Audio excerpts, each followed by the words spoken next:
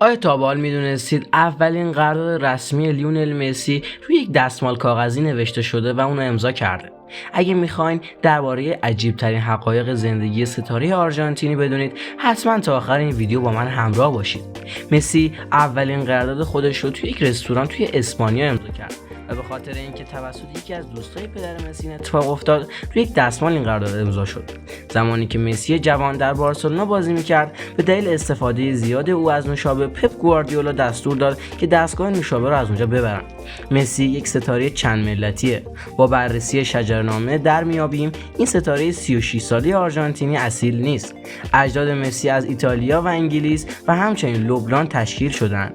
تصور کنید کینگ لئو برای 3 شیرها به میدان میرفت.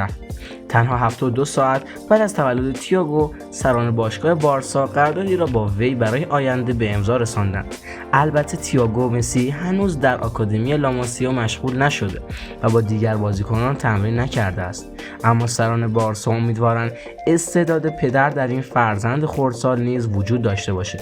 در یک اقدام خیرخواهانه، یک هنرمند مجسمه از پاهای این فوق ستاره دنیای فوتبال ساخته. این مجسمه ساخته شده از طلا 4 میلیون پوند فروخته شد و عواید آن صرف بازسازی خرابه‌های سونامی ژاپن شد. نام مسی در فرهنگ لغت اسپانیا اومده. چند سال قبل در اقدامی جالب نام لیونل مسی فوق ستاره آرژانتینی به فرهنگ لغت کشور اسپانیا اضافه شد. در این لغتنامه در مقابل نام مسی معنی سبک حرفه‌ای فوتبال بازی کردن درج شده که بیشک تعریف درستی از این بازیکن بوده. مسی همیشه با پیراهن ملی آرژانتین در بازی‌های ملی حاضر شده، اما میدونستید که فرصت اینو هم داشت با پیراهن اسپانیا هم بازی کنه؟ او از نوجوانی در این کشور اروپایی حضور داشت و فوتبال حرفه‌ای خود را از اونجا شروع کرده.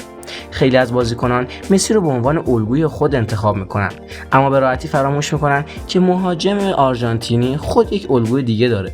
او کسی نیست جز پابلو آیمار که بازیسازی تیم‌های همچون والنسیا و رئال ساراگوسا را انجام میده. آنها بارها در لالیگا با هم روبرو شدند. یکی از شب‌های خاص در سال 2004 اتفاقی عجیب رخ داد و آیمار پیراهنش رو مسی 17 ساله پیشنهاد داد و او هم قبول کرد.